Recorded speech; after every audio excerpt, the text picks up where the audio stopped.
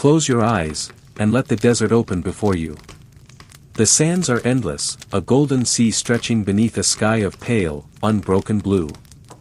The air shimmers, heavy with the warmth of the sun, and far in the distance, rising as if from a dream, there stands a shape sharp, solid, eternal. It is a pyramid. A mountain not carved by nature, but built by human hands. A monument that has endured for more than 4,000 years. It waits in silence, its edges softened by time, yet still so precise, so deliberate, that you feel you are standing before a mystery too vast to hold in a single thought. The pyramids of Egypt are more than stone. They are symbols, riddles, whispers of a civilization that once thrived along the banks of the Nile. When we speak their name, we speak of eternity. Of ambition. Of devotion to gods and to dreams that outlast the lives of kings. And yet, as we gaze upon them now, questions gather like desert winds. Why were they built? What vision inspired such colossal effort, such devotion of stone and sweat and soul? Were they tombs, or temples? Cosmic stairways, or records in stone? And how, in the long night of history, did human hands, guided by nothing but simple tools and great determination, raise them toward the heavens? These questions are as old as the pyramids themselves. Ancient Greek travelers asked them. Roman scholars debated them. Renaissance dreamers speculated endlessly about their secrets.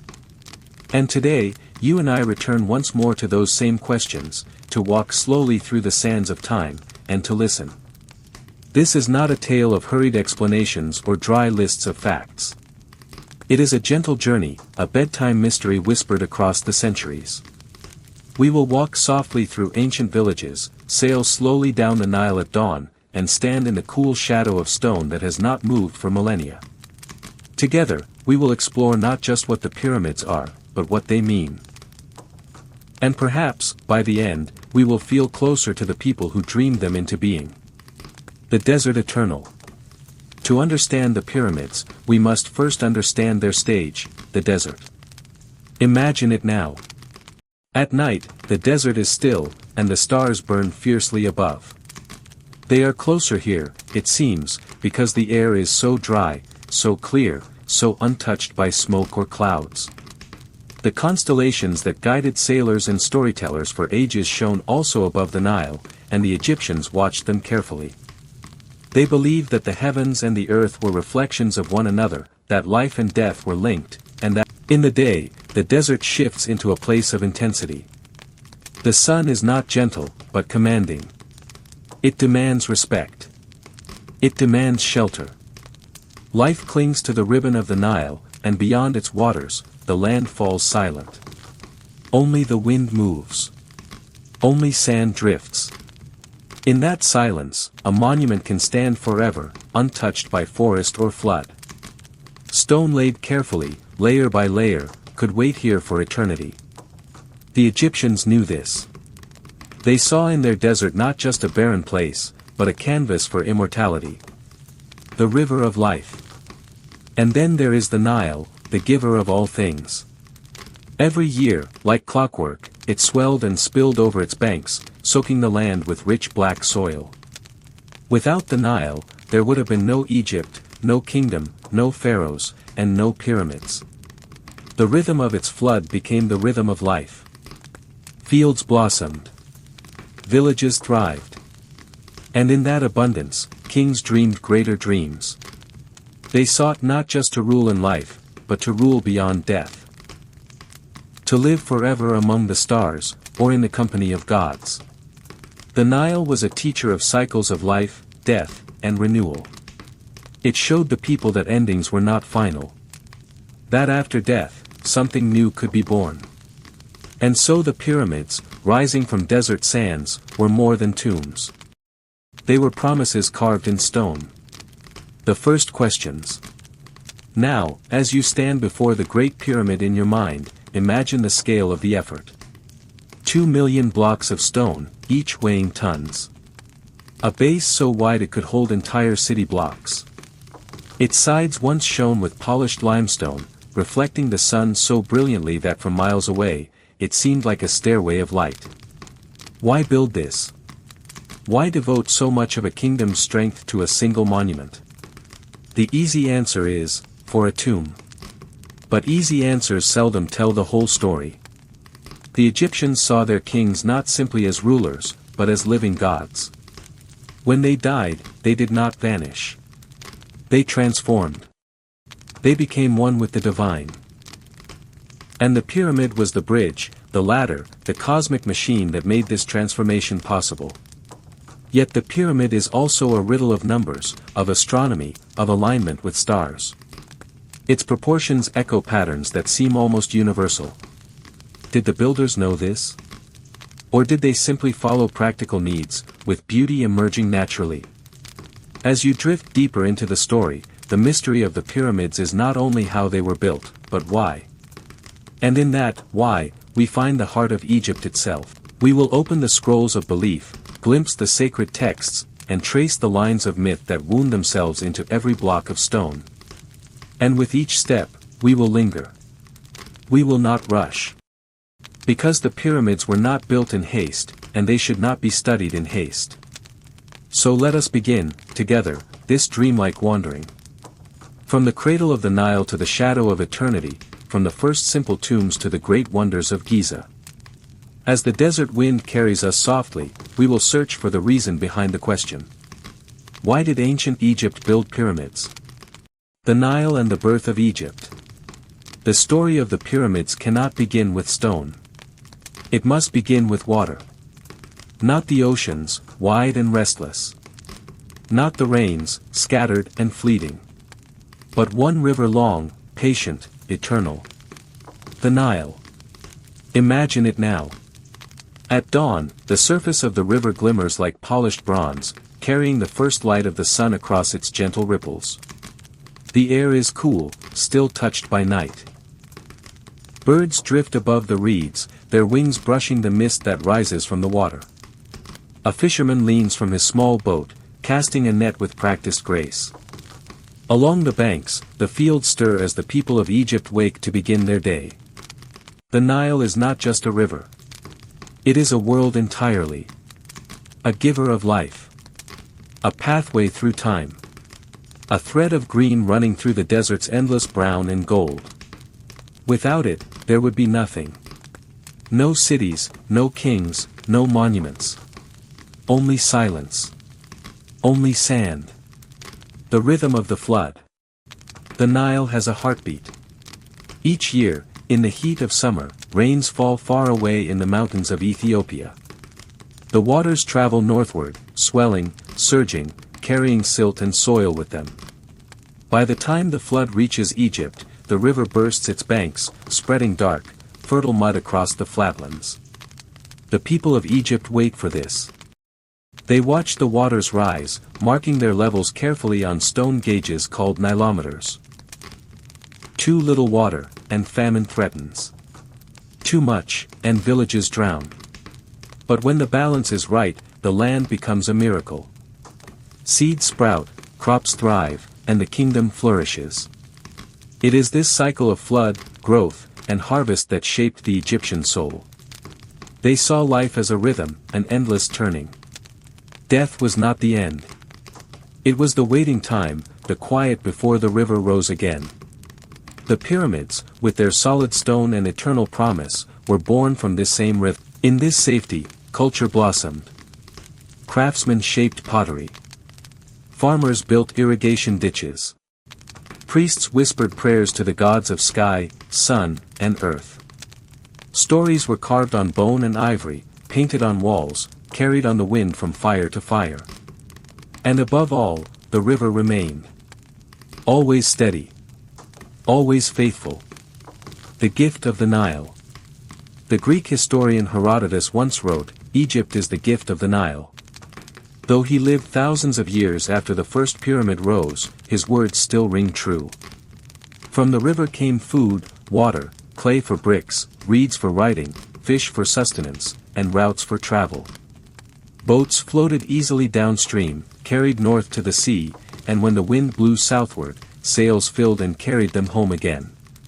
The Nile was a road as well as a lifeline. It connected North and South, Upper and Lower Egypt, until the two were finally united under a single crown. That unification, the joining of the red crown of the North and the white crown of the South, was the first great step toward the power that would one day build the pyramids. The birth of kingship. When the Nile gave so much, gratitude took shape in ritual. The people looked to the heavens, asking who guided the floods, who brought fertility, who commanded the sun to rise each morning.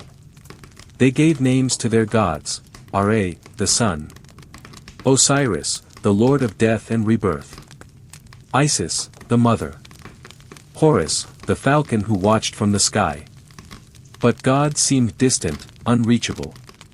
The people needed someone on earth who could bridge the human and the divine.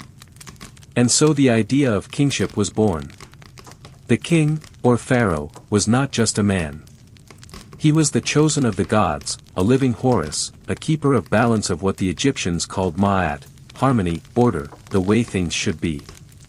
His duty was immense: to keep the flood steady, the crops growing, the people safe, and the heavens aligned with the earth. When he died, he was not gone. He became Osiris, ruler of the afterlife. His son became Horus, ruling in his place. Kingship was eternal, just as the Nile was eternal. And for eternity, monuments would be needed. From tombs to monuments. The first rulers were buried in simple graves. Shallow pits in the desert sand. But the sand shifted, and jackals prowled, and the people began to build.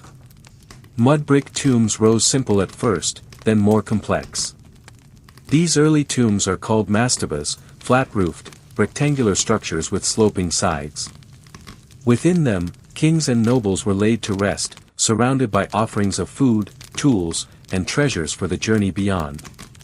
But ambition grows. One king, Djoser, dreamed of something greater. Under the guidance of his architect, Imhotep, his tomb became a step pyramid. This was the beginning. From the fertile banks of the Nile, from the safety of the desert, from the cycle of life and death revealed by the floods, the vision of the pyramids was born. The Nile as symbol. The pyramids are often called mountains of eternity. But they are also rivers of stone.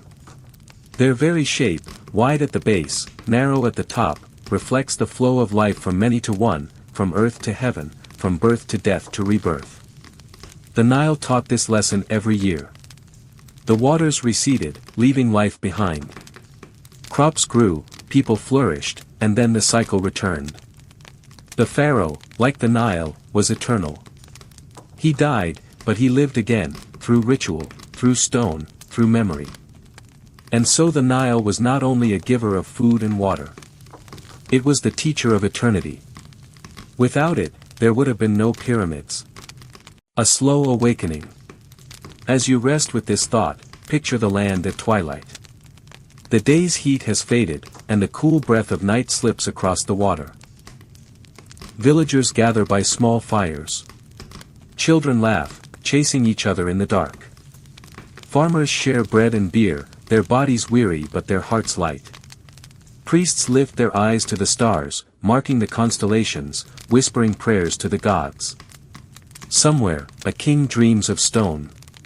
Of a monument that will endure as long as the river flows.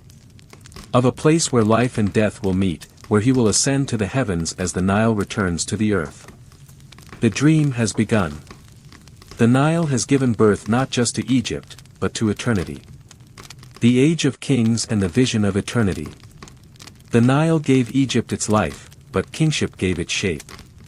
And it was from this shaping, this fusion of power, faith, and vision that the pyramids rose. To close your eyes and listen is to hear not the hammer striking stone, not yet, but the quiet voice of an age awakening. The voice of men who called themselves kings, who wore the crowns of two lands, and who dreamed of eternity as if it could be held in the palm of a hand. The first pharaohs. Long before the Great Pyramid stood against the horizon, Egypt was divided. Two lands, Upper Egypt in the south, and Lower Egypt in the north, lived by the same river but wore different crowns. Upper Egypt's crown was tall and white, Lower Egypt's short and red. Then, around 3100 BCE, a unifier appeared. His name echoes faintly through history, Narmer, or perhaps Menes, as later chroniclers would write. He took the two crowns and bound them into one, creating the double crown symbol of a kingdom united. This was more than politics. It was the birth of an idea: one king, one Egypt, one world under heaven's watch. The king was no longer just a ruler, he was the living embodiment of the land itself, kings as gods. In other lands, rulers called themselves chiefs, emperors, lords. In Egypt, they became something more. The pharaoh was not simply chosen by the gods, he was a god in flesh. Horus in life, Osiris in death. This gave kingship a new weight. Every decree was not just law, it was divine order. Every temple built, every ritual performed, every war fought was woven into the cosmic balance. The people looked at their king and saw the bridge between themselves and the eternal. And because he was eternal, his tomb could not be a place of decay. It had to be a place of power, a fortress of stone, a beacon rising to the sky. It had to mirror eternity itself. This was the seat of the pyramid, not a grave, but a stairway. The afterlife dream. For the Egyptians, life was a passage, not a destination. Death was not an ending but a crossing of a ferry from one shore to another. The sun itself taught this lesson, sinking each evening into darkness, only to rise again, blazing and renewed. The king, above all, had to embody this journey. His burial was not abandonment but transformation. He entered the tomb as a man, he emerged as a god. But transformation required preparation. Rituals, offerings, sacred texts, and most of all a vessel strong enough to hold eternity. A place that would not crumble when generations passed, a place where the king's soul could ascend. The earliest mastabas had hinted at this truth, but soon they seemed too small, too fragile, too bound to earth. Eternity demanded more. Eternity demanded stone. The step into stone.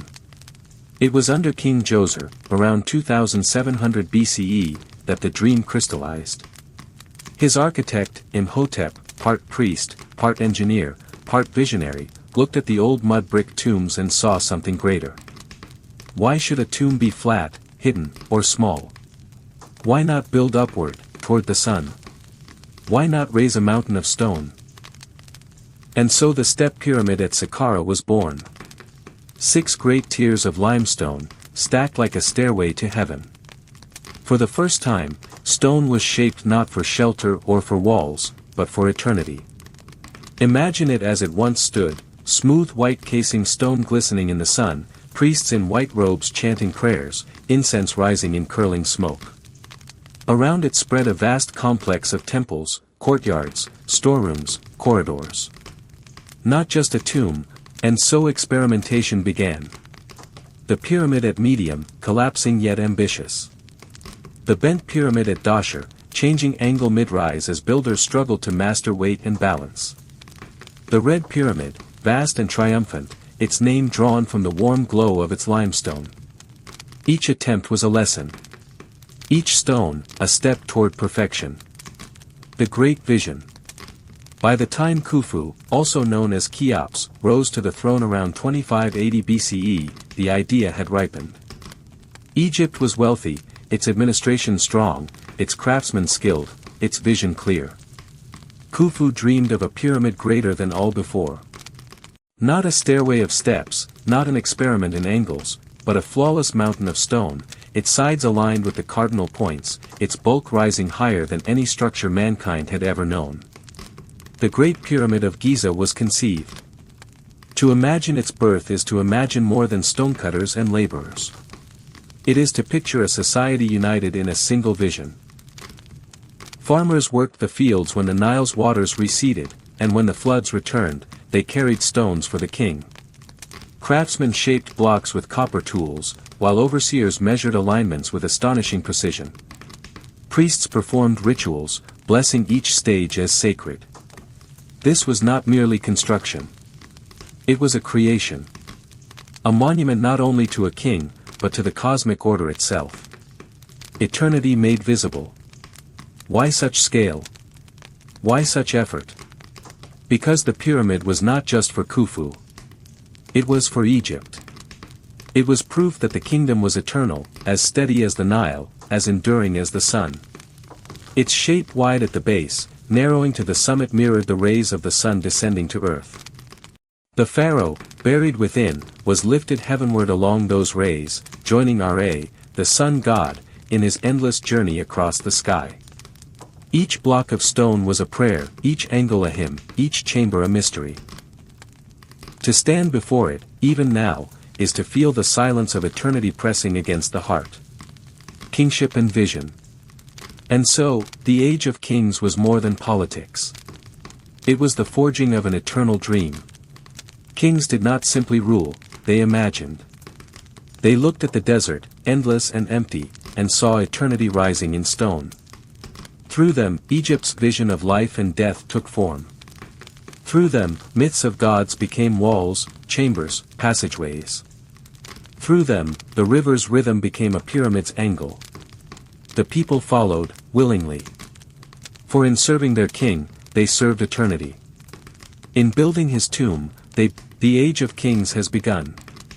The pyramids are no longer a dream. They are destiny. Building the Great Pyramid. The dream of kings had become stone.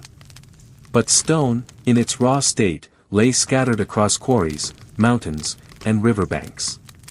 For a dream to rise from the desert into the sky, it had to be cut, carried, shaped, lifted, and set. It had to be measured not only in vision but in labor, sweat, and time. And so begins one of humanity's greatest stories, the making of the Great Pyramid of Giza. To close your eyes now is to hear the echo of chisels on limestone, the roll of sledges over sand, the distant call of overseers, and the rhythmic chant of workers as they move in unison.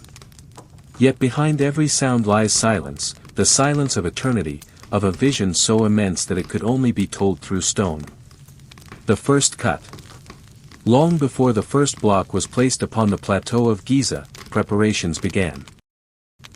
Khufu, the king whose reign would give birth to the pyramid, ordered surveys of the land. Priests, astronomers, and engineers gathered on the high desert west of the Nile, measuring horizons with rope and sighting tools, aligning their vision with the eternal stars. The site was chosen with care. To the east, the Nile flowed with life, to the west, the desert stretched toward the realm of the dead. The plateau offered solid bedrock firm enough to bear unimaginable weight. Above, the sky stretched endlessly, a canvas of gods. The first step was not upward but downward. A level foundation had to be carved from the uneven rock. Workers cut into the plateau, smoothing, leveling, measuring again and again until the ground itself was as precise as the heavens. They carved a vast square over 750 feet on each side with each corner aligned almost perfectly to the cardinal points of north, south, east, and west. The Great Pyramid's foundation was not merely practical. It was symbolic. It joined the earth to the stars, the desert to the Nile, time to eternity. Quarries and stone. But where would the stone come from? Much of it lay close at hand. The limestone bedrock of Giza itself yielded block after block for the pyramid's core. Workers dug long trenches, cutting stone with copper chisels, pounding dolerite balls, and wooden wedges soaked in water that split the rock apart. Each block, once freed, was pried loose and dragged to the site. For the outer casing, something finer was needed. White limestone from the quarries at Tura, across the Nile. When polished, it gleamed like sunlight, turning the pyramid into a radiant beacon. Imagine it, a mountain of light, rising above the desert, dazzling for miles in every direction. For the internal chambers and passages, even stronger stone was required. In all, more than 2 million blocks would be placed. Each one cut, carried, and set with care. Each one a piece of eternity. The workforce. Who built the Great Pyramid? Legends once spoke of slaves driven by whips, but the truth is richer, more human, and perhaps more moving. The builders were farmers, craftsmen, and laborers, ordinary Egyptians, called upon during the annual Nile floods when fields lay under water and farming paused. Instead of idling, they worked for their king, earning food, shelter, and honor. Archaeologists have uncovered their villages near Giza. Rows of long barracks where men slept side by side. Bakeries with vast ovens that produced bread by the thousands. Breweries that brewed vats of beer. Remains of cattle and sheep show that workers were fed meat regularly, rare in ancient diets. These were not starving slaves but proud participants in something far greater than themselves. In serving Khufu, they served eternity. In carrying stones, they carved their place in history. Their songs would have filled the air, chants to keep rhythm as sledges slid forward, prayers to the gods for strength, laughter at night as fires flickered. They were not forgotten. In small tombs near the pyramid, some workers were buried with care, as if even in death they remained close to the eternal king. Tools and ingenuity. The tools were simple: copper chisels, stone hammers, wooden mallets, ropes of flax, sledges of wood. Yet through patience and skill, these simple tools shaped wonders. Imagine a team of men cutting a limestone block. They score deep grooves into the stone with copper blades, pounding again and again. Dolerite pounders strike with thudding force, loosening the block. Wooden wedges are driven into cracks, then soaked with water until they expand, splitting the rock free. The block is levered onto a sledge, bound with ropes. Dozens of men take their places. The overseer raises his hand. A chant begins deep, rhythmic. The sledge creaks forward. The sand resists, but clever minds have found solutions. Workers pour water ahead of the sledge, dampening the sand so it hardens, reducing friction. The sledge slides easier, inch by inch, across the desert. At the pyramid's base, ramps rise. Earthen causeways, straight or zigzagging, built layer by layer as the pyramid grows. The sledge is hauled upward. How did they achieve this? Likely with the stars. Egyptian astronomers, masters of the sky, used the circumpolar stars that never set, stars they called the imperishables.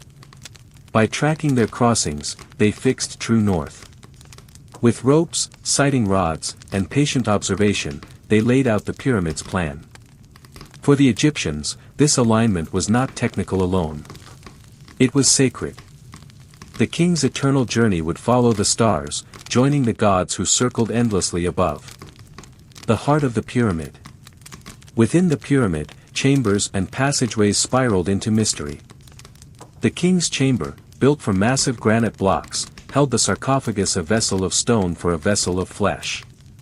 The queen's chamber lay lower, its purpose debated, perhaps symbolic, perhaps ritual. The grand gallery rose high, its corbelled ceiling a vault of stone leading upward like a passage to the stars. Ventilation shafts pointed not randomly but toward the constellations Orion, sacred to Osiris, and the pole star, eternal in the sky. These were not airways but starways, guiding the soul of the king to eternity. Each chamber was cut, polished, and aligned with reverence.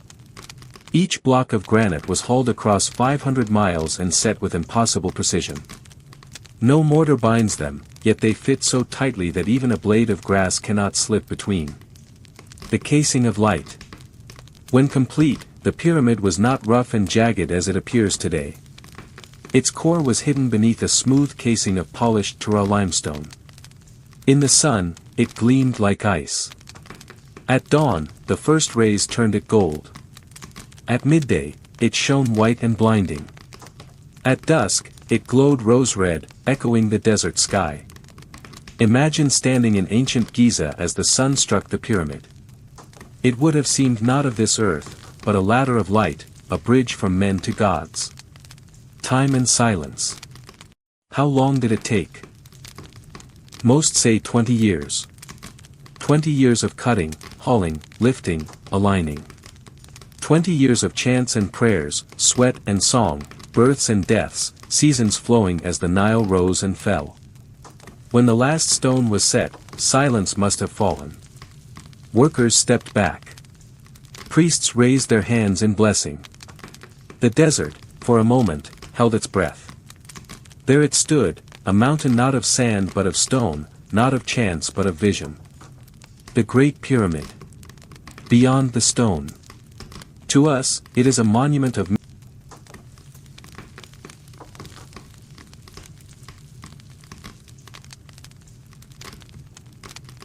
night over Giza. The sun sets over the desert plateau. Shadows stretch long across the sand. Fires flicker in the workers' village, the smell of bread and beer drifts through the air. Somewhere within the vast new pyramid, priests whisper sacred words, sealing chambers, placing offerings, preparing for the king's eternal journey. Above, the stars emerge, the same stars that guided the builders, the same stars toward which the pyramid points. They shine down on stone that will endure for millennia, long after the voices of men have faded. The Great Pyramid is finished. The dream of kings has become reality. And in its silence, eternity speaks. The pyramid builders' lives, villages, food, and daily rituals. The Great Pyramid rises above the desert like a silent mountain. But no mountain builds itself.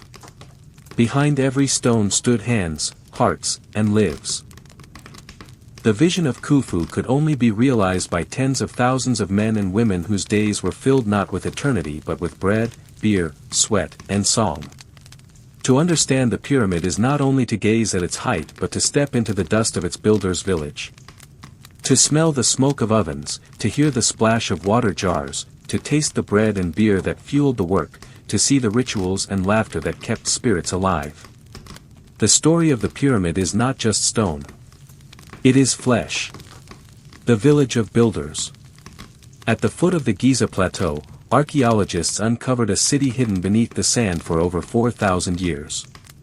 It was not the grand city of pharaohs, but the bustling settlement of workers. There, long rows of barracks stretched across the desert floor, each building large enough to house 50 or more men. Walls of mud brick, roofs of wood and reeds. Narrow streets wound between the houses, dusty paths where children played, where women carried baskets of grain, where men rested after a day's toil. Beyond the barracks lay bakeries with massive circular ovens, and breweries where vats of frothing beer stood ready. Storehouses overflowed with grain, dried fish, figs, onions, and garlic. Pens held cattle, sheep, and goats, brought as offerings to feed the laborers. This was not a prison camp. It was a living city. A place where the rhythms of life beat in harmony with the rise of the pyramid above. Who were the builders? Not slaves, as old myths once claimed. The builders were Egyptians themselves, farmers, craftsmen, quarrymen, haulers, cooks, brewers, overseers. For most of the year they worked their fields. But when the Nile flooded its banks and farmland disappeared underwater, their tools of farming were set aside, and new tools were taken up, chisels, mallets, ropes. Instead of tending crops, they built eternity. Some were skilled craftsmen, masters of stone who could cut granite with precision. Others were simple farmers lending their strength.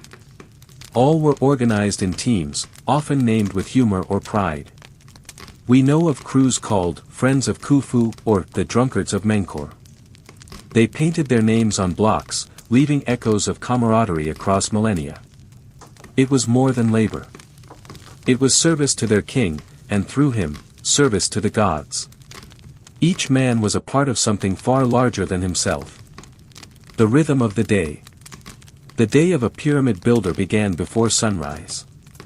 As the eastern sky blushed with light, men rose from their mats in long barracks. The smell of baking bread drifted through the air, mingling with smoke from cooking fires. They break their fast with flat loaves, garlic, onions, perhaps dates or figs, washed down with a small jug of beer, thick, nutritious, more food than drink. Then, at the overseer's call, they gathered in teams. Sledges creaked, ropes were checked, chisels sharpened. Songs began, low and rhythmic, to set the pace for the day's labor. The work was heavy, unending, but not without order. Some cut limestone in the quarries. Others hauled blocks across the sand, pouring water ahead to ease the way. Still others carved and smoothed blocks at the pyramid's base, guiding each stone into place with ropes and levers. At midday, the heat of the desert burned. Work slowed. Workers rested in the shade, tearing bread, drinking beer, and sharing stories. Some mended sandals or sharpened tools. Then the rhythm began again until the sun sank low and the overseer's horn called an end. Night brought relief. Fires flickered across the village. The smell of roasting meat drifted from kitchens. Men laughed, sang, told tales of gods and kings, of wives and children waiting in distant villages. Musicians plucked harps, flutes whistled, drums beat softly in the desert air. Life was hard. But it was full. Bread and beer, the food of eternity. Bread and beer are the foundation of Egyptian life. Without them, the pyramid would never have risen. The bakeries at Giza were vast industrial centers. Hundreds of round clay ovens baked thousands of loaves each day. Dough was made from emmer wheat, kneaded by hand, sometimes flavored with dates, honey, or herbs. Loaves were round, flat, often gritty with sand from the grinding stones. Beer, thick and hearty, was brewed in equal abundance. To the Egyptians, bread and beer were not only food but gifts of the gods. Osiris had taught men to cultivate grain, Hathor had given the joy of drink. In every loaf and every jar, the divine touched the human. Meat, fish, and vegetables. Though bread and beer were the staples, the builder's diet was richer than most Egyptians of their time. Excavations revealed bones of cattle, sheep, and goats in surprising abundance. Meat, normally a rare luxury, was provided regularly for the pyramid workers. There were also fish from the Nile, dried and salted, carried in baskets to the village. Vegetables, onions, garlic, radishes, and cucumbers were grown in gardens near the river.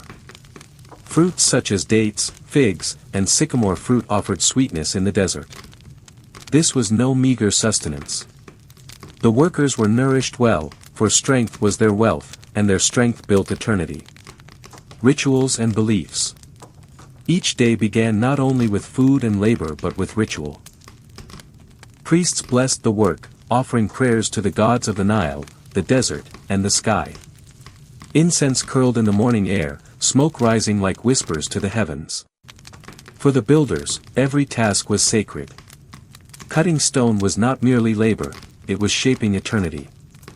Hauling a block was not drudgery, it was service to the king and the gods.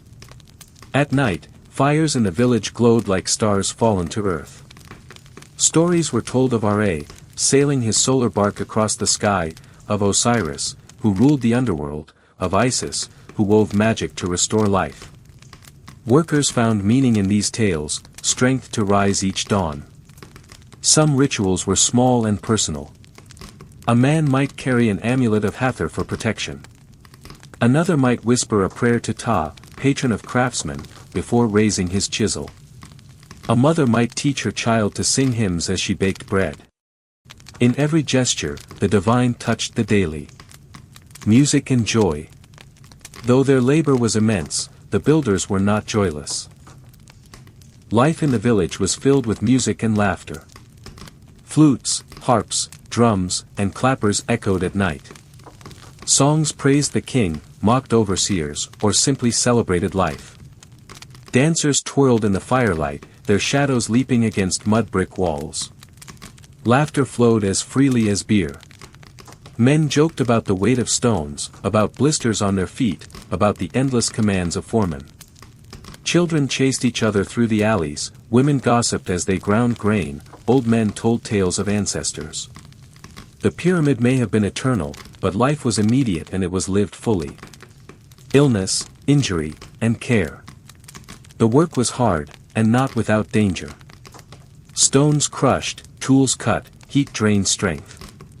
Bones unearthed from workers' graves show healed fractures, arthritis, worn joints. But there was care. Physicians tended the injured, setting bones, applying honey to wounds, using herbs to ease pain. Workers who died were buried near the pyramid, in tombs marked with care, as if their sacrifice linked them forever to the king they served. Even in hardship, they were honored. Women and families. Though much of the labor was male, women were not absent. They baked bread, brewed beer, tended gardens, and cared for children. Some may have carried water to the work sites, or mended clothing, or served as musicians and singers. Families lived in the village. Children played with clay toys, carved little boats, or chased each other through the dust. For them, the pyramid was a playground, its rising ramps a mountain of adventure. Life and work mingled. The eternal and the ordinary were one. A community in the shadow of eternity. As the pyramid rose higher each season, so did the village's life flow. Generations were born beneath its shadow. A boy who watched his father haul stones might grow to haul them himself. A girl who carried bread to her mother's oven might one day feed workers as her mother had. The pyramid was not just Khufu's. It was theirs. Their sweat, their songs, their stories were written into its stones. And when night fell, and stars blazed above, the people of the village looked upward not only to the gods but to the work of their own hands, shining in moonlight. Silence and memory. The village is gone now, its walls crumbled, its ovens cold. But traces remain of bones, tools, jars, inscriptions. From these fragments, the lives of builders whisper across millennia. They were not nameless slaves. They were people of flesh and laughter, of hunger and hope. Their lives were brief, but their work was eternal. The pyramid still rises. Their voices, though silent, still sing. Bread and beer. Sweat and song. Life and death. All carried upward into eternity. Religion, ritual, and the pyramid as a cosmic symbol. The pyramid was never simply a tomb. To see it as a heap of stone is to miss its most captivating essence. It was a bridge between the earthly and the divine, a stairway to eternity, a cosmic labyrinth of meaning where gods and mortals intertwined. Every block, every alignment, every ritual at its base was a way of speaking to the heavens. The pyramid was Egypt reimagined in stone, its myth solidified, its gods anchored to earth, its hopes rising to the sky. Let us delve into this world of ritual and symbol, where stone was spirit and geometry was prayer. When Khufu raised his pyramid, it was not for a corpse but for a god in human form, whose soul would transcend death and ascend to the imperishable stars. The pyramid was the stage upon which this transformation would unfold. In this vision, the king was both man and cosmos. His breath was the Nile's flood, his limbs the four directions, his crown the vault of heaven. His death was not an end but a metamorphosis, reimagined as an eternal rising. Orientation with the heavens. The builders did not set their pyramid at random. Its base was squared with astonishing precision, each side aligned to the four cardinal directions. This was no accident of geometry, but a prayer etched into stone. For the Egyptians believed the earth was a reflection of the heavens. To align with the north, south, east, and west was to place the pyramid within the eternal order, to let it resonate with the stars themselves. Most sacred of all was the north. There, the enigmatic stars of the circumpolar sky never sank below the horizon. These, imperishable ones, were seen as the realm of eternity, where the king's soul would dwell. The pyramid, pointing north, became a ladder to these undying lights. The orientation was not only cosmic but agricultural. The Nile's flood, the verdant renewal of fields, the rhythm of planting and harvest, all of it was guided by the heavens. Thus, to build the pyramid as a mirror of the stars was to weave king, cosmos, and crops into a single kaleidoscopic order. The pyramid as a stairway. The pyramid's shape itself held layers of meaning. Its sides sloped like rays of the sun, as if the structure was the sun's light made solid. Each ray beckoned the king upward, carrying his soul toward the sky. But it was also a stairway. The Egyptians imagined the king climbing its steps, stone by stone, until he reached the heavens. Texts carved centuries later speak of the king grasping the ladder of Ra, of ascending with the aid of gods, of being drawn upward like smoke.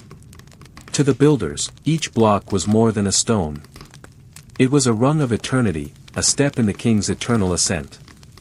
As they dragged and set it, they were not only laborers but participants in a ritual of cosmic rebirth. Ritual at the construction site. Each day, work began with ritual.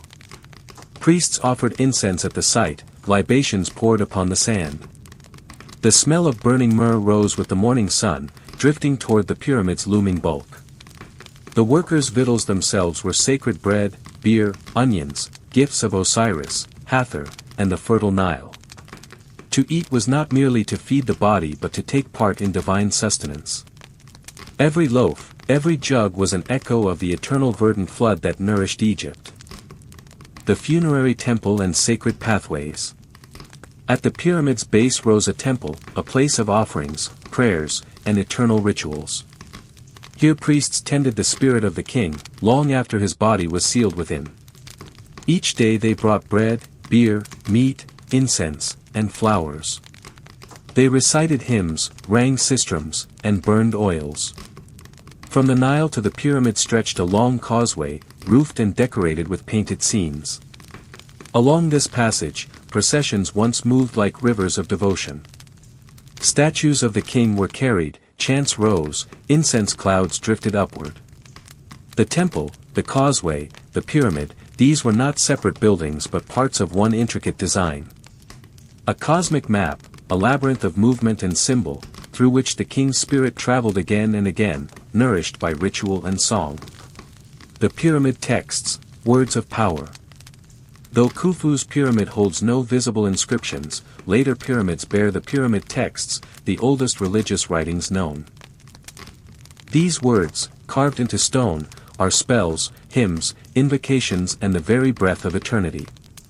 They speak of the king rising with the morning star, of him sailing with Ra across the heavens, of him joining the enigmatic gods in the imperishable north. They are instructions, prayers, and cosmic poetry. Though silent, Khufu's pyramid likely resonated with the same belief, that words, spoken or unspoken, were power. To name a thing was to shape it, to recite was to ensure it became reality. Thus the pyramid itself was a word of stone, an eternal utterance. Gods who intertwined with the pyramid. The pyramid was a place where gods gathered, each one an intricate thread in a cosmic tapestry. Ra, the sun god, whose rays the pyramid imitated. Osiris, lord of the underworld, who promised rebirth after death. Horus, falcon of the sky, who embodied the living king. Isis, mother of magic, who stitched together body and soul. Thoth, keeper of wisdom, who recorded the king's transformation. Each ritual, each offering, each orientation was a dialogue with these gods. The pyramid was their dwelling as much as Khufu's. Death as transformation. To the Egyptians, death was not an end but a threshold. The body died, but the Ka, the Ba, the Ak, the many facets of the soul lived on, traveling into new realms. The pyramid was built as the labyrinthine passage of this transformation.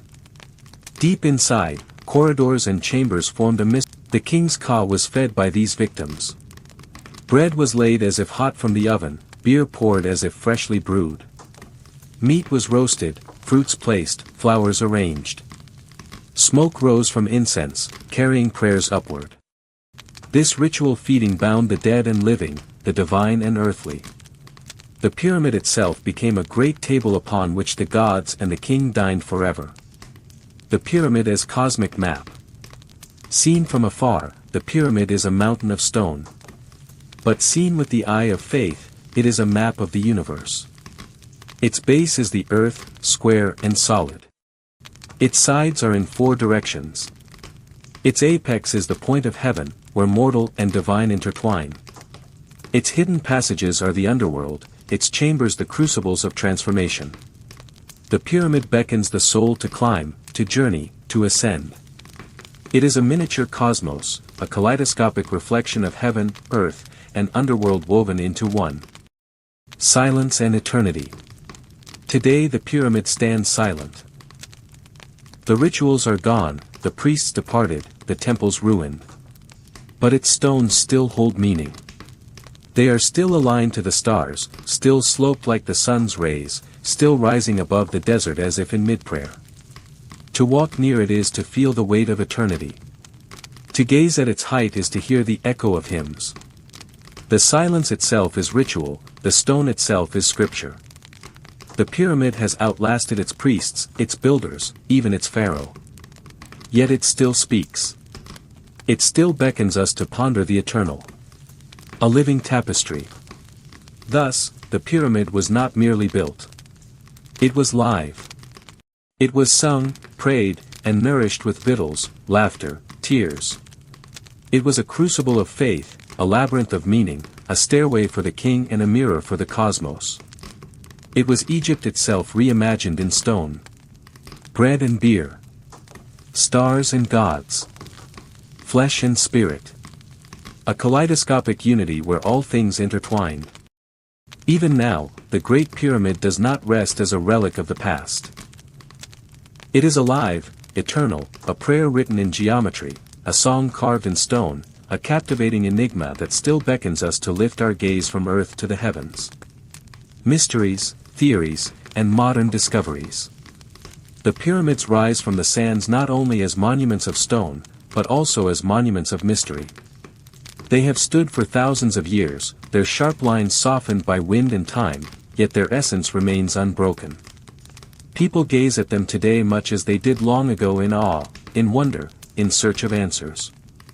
And as we drift into this chapter, we move not into the bustling labor villages, nor into the ritual halls of priests, but into the realm of questions, the unresolved enigmas, the theories that have been spun, and the discoveries that continue, even now, to reshape our understanding of these eternal forms.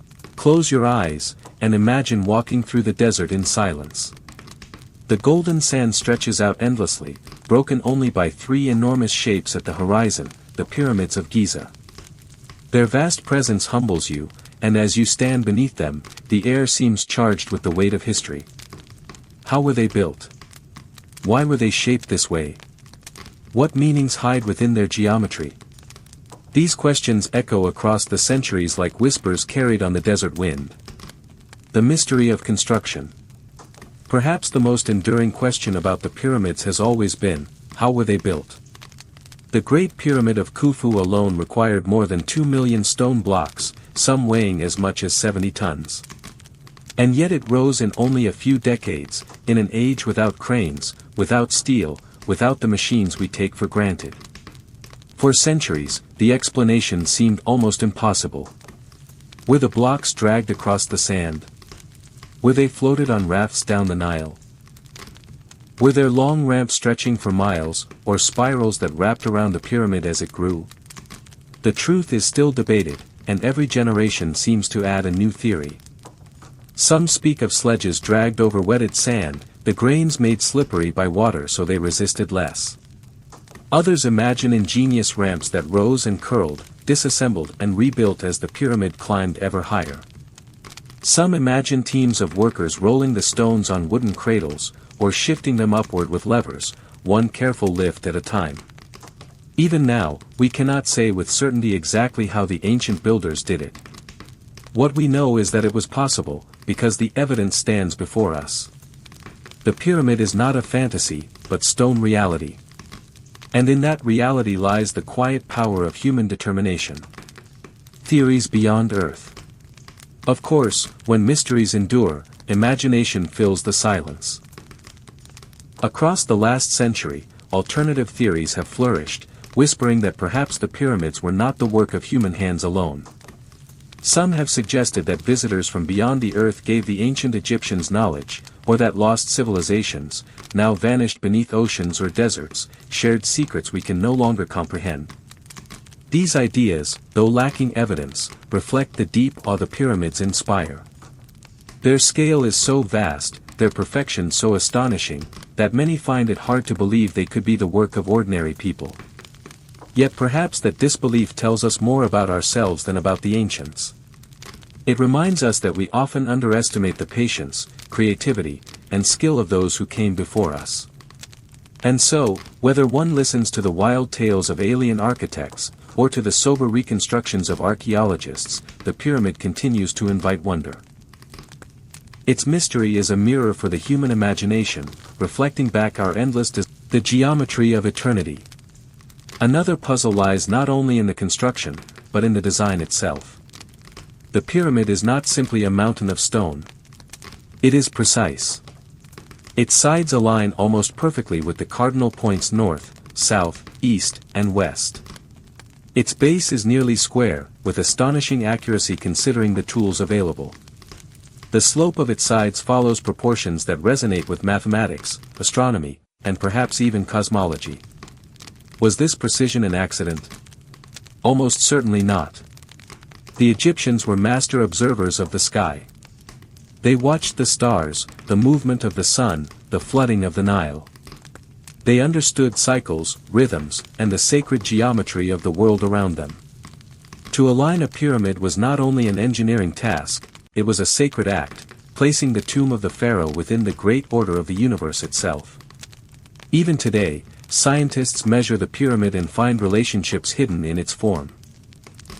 Some see echoes of pi, the ratio of a circle, woven into the angles. Others see approximations of the golden ratio, that mysterious proportion that appears in nature and art across cultures. Did the Egyptians know these numbers consciously, or did they arrive at them through intuition, through harmony with the rhythms of the natural world? The question lingers, and the pyramid keeps its secret. Hidden chambers and modern discoveries. Beneath the surface of the pyramid, mystery deepens still further. For centuries, explorers and adventurers tunneled into its heart, searching for treasures or hidden rooms.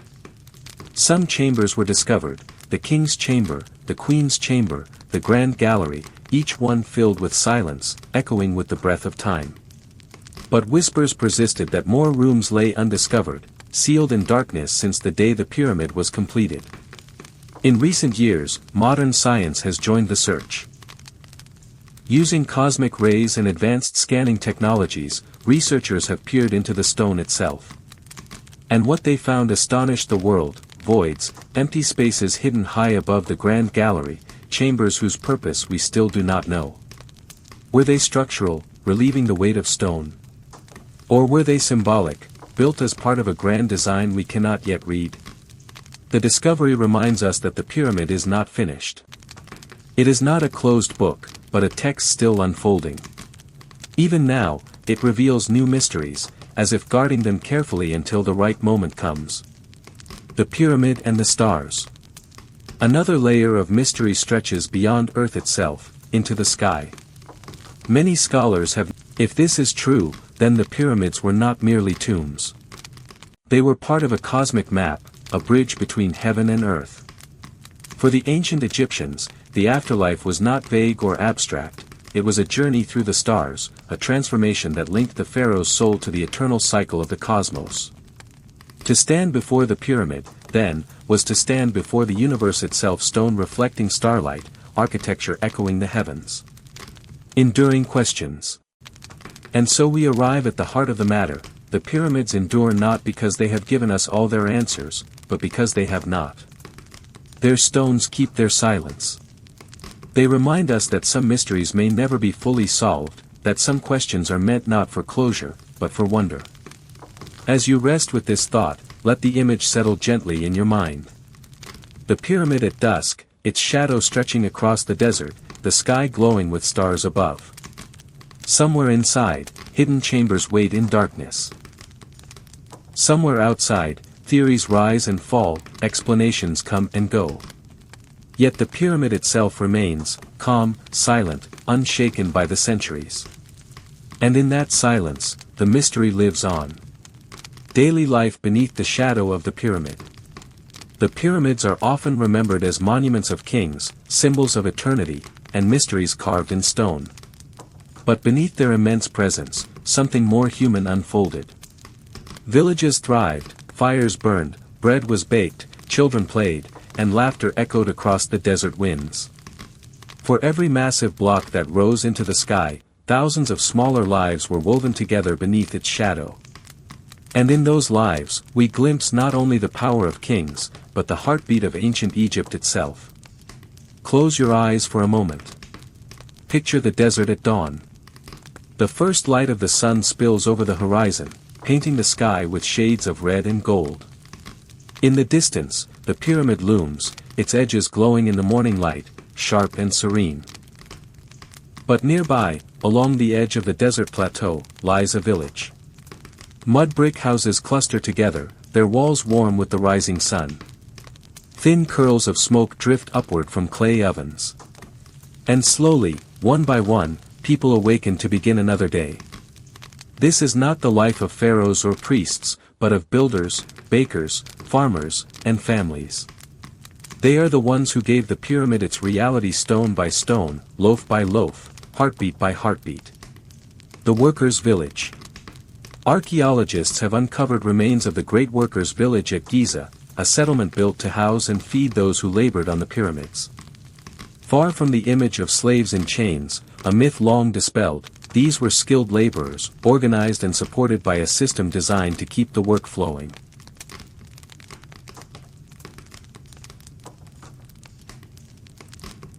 The village was no small camp. It was a bustling town, with streets, houses, bakeries, breweries, and workshops. Some houses were small, built for laborers who rotated in shifts, while others were larger, home to overseers or specialists. At its heart stood large galleries and long Baroque-like buildings where teams of workers lived side by side, resting between days of toil. Life in the village was not luxurious, but it was not without comfort. Workers ate bread and beer daily, staples of Egyptian life, supplemented by onions, fish, and even meat on special occasions. Pottery shards reveal that thousands of loaves were baked each day, feeding the hungry mouths of builders who consumed enormous energy under the desert sun. And around the village, animals grazed. Herds of cattle, sheep, and goats were raised to sustain the population. Bones found in the area show that meat was not rare. The workers were valued, cared for, and provided with enough nourishment to endure their monumental task. The rhythm of work. Imagine the rhythm of a day beneath the shadow of the pyramid. At sunrise, teams of men gather, their bodies strong from years of labor. Overseers call out instructions, scribes mark tallies on clay tablets, and tools are prepared. Some head to the quarries, where copper chisels bite into limestone, and pounding stones break away blocks. Others haul ropes, guiding sledges across paths smoothed with water and sand. As the sun climbs higher, sweat darkens their linen tunics, and their hands grow raw from rope and stone. But this was not endless toil. Work was organized in rotations, with crews laboring for several months before returning to their farms and families in the countryside. The pyramid was a national project, and participation was both duty and honor. To labor for the king was to take part in something eternal, something that bound ordinary men to the divine order of the cosmos. And so, though the work was backbreaking, it was not meaningless. Each block lifted was an offering. Each step forward was part of a story larger than any single life. Women and families. Though the pyramid builders were largely men, women were never far from the rhythm of life around the village. They ground grain, brewed beer, tended children, and helped keep the settlement alive. Their hands turned wheat into bread, their voices sang lullabies in the evenings, and their laughter softened the harshness of desert days. Children, too, lived in the village. They played in the dust, carved little toys from scraps of. The village was no small camp. It was a bustling town, with streets, houses, bakeries, breweries, and workshops. Some houses were small, built for laborers who rotated in shifts, while others were larger, home to overseers or specialists. At its heart stood large galleries and long Baroque-like buildings where teams of workers lived side by side, resting between days of toil. Life in the village was not luxurious, but it was not without comfort. Workers ate bread and beer daily, staples of Egyptian life, supplemented by onions, fish, and even meat on special occasions. Pottery shards reveal that thousands of loaves were baked each day, feeding the hungry mouths of builders who consumed enormous energy under the desert sun. And around the village, animals grazed. Herds of cattle, sheep, and goats were raised to sustain the population. Bones found in the area show that meat was not rare. The workers were valued, cared for, and provided with enough nourishment to endure their monumental task. The rhythm of work. Imagine the rhythm of a day beneath the shadow of the pyramid. At sunrise, teams of men gather, their bodies strong from years of labor. Overseers call out instructions, scribes mark tallies on clay tablets, and tools are prepared. Some head to the quarries, where copper chisels bite into limestone, and pounding stones break away blocks. Others haul ropes, guiding sledges across paths smoothed with water and sand. As the sun climbs higher, sweat darkens their linen tunics, and their hands grow raw from rope and stone. But this was not endless toil. Work was organized in rotations, with crews laboring for several months before returning to their farms and families in the countryside. The pyramid was a national project, and participation was both duty and honor. To labor for the king was to take part in something eternal, something that bound ordinary men to the divine order of the cosmos. And so, though the work was backbreaking, it was not meaningless. Each block lifted was an offering. Each step forward was part of a story larger than any single life. Women and families. Though the pyramid builders were largely men, women were never far from the rhythm of life around the village. They ground grain, brewed beer, tended children, and helped keep the settlement alive. Their hands turned wheat into bread, their voices sang lullabies in the evenings, and their laughter softened the harshness of desert days. Children, too, lived in the village. They played in the dust, carved little toys from scraps of wood, and chased one another through the narrow streets. To them, the pyramid was not a monument or a mystery, it was simply the towering presence at the edge of their world, as ordinary as the rising sun. A gentle reflection. Pause now, and let the image settle in your mind. The Great Pyramid glowing beneath the stars, the hum of a village at rest, the quiet murmur of voices fading into sleep. The eternal stone above, the fragile yet enduring lives below. Together, they form a whole: the monument and the people, the dream and the labor, the eternal and the fleeting. And so, beneath the shadow of the pyramid, we find not only history, but humanity. Pharaoh as God and man. The pyramids were not simply tombs. They were not merely heaps of stone set in the desert to house the bodies of kings. They were, above all, symbols of power, visions of eternity, and bridges between the human and the divine. And at the heart of this vision stood one figure, the pharaoh.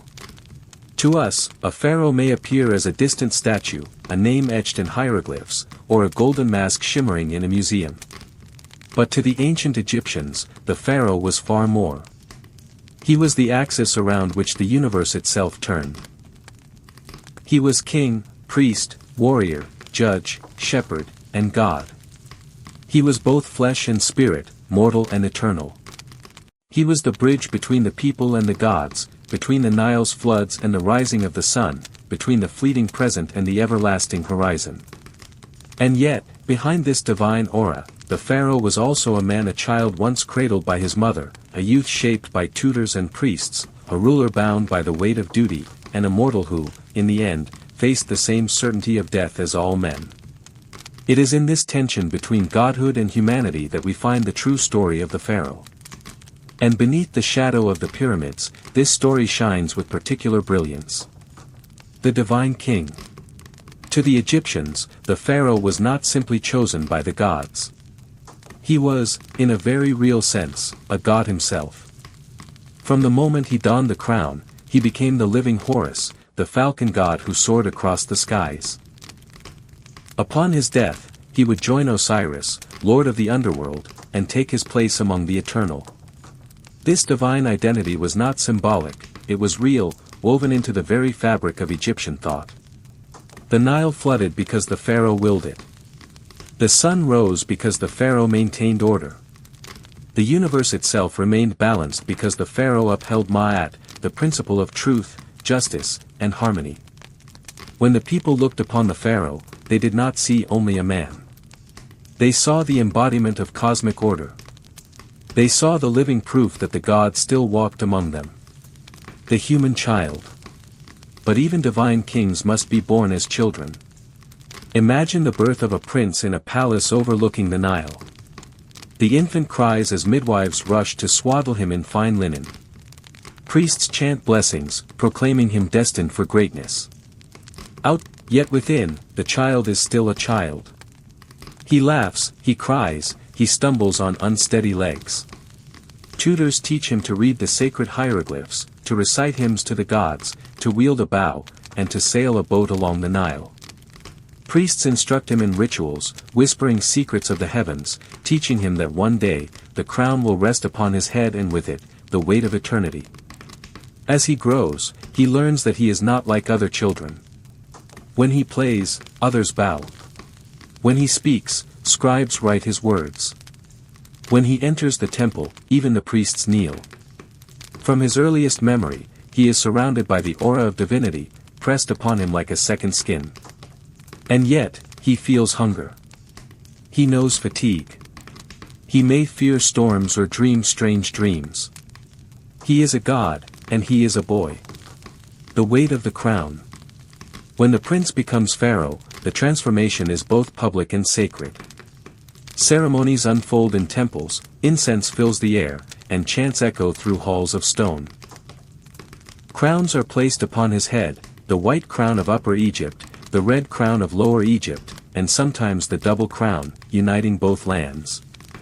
With each crown, a new role, a new responsibility. Now, the young man is no longer merely himself. He is Horus on earth. He is the lord of the two lands. His every gesture carries meaning.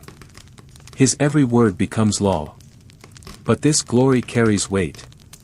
The Nile must flood. The harvest must succeed. Enemies must be repelled. Rebellions must be quelled. Temples must rise, pyramids must be built, offerings must be made. If the balance of Ma'at falters, it is not blamed upon fate, but upon the king. Imagine the burden to be held responsible not only for one's people, but for the balance of the cosmos itself. For the Egyptians, the survival of the world rested upon the shoulders of the pharaoh. The pharaoh and the gods. The pharaoh did not simply worship the gods, he communed with them.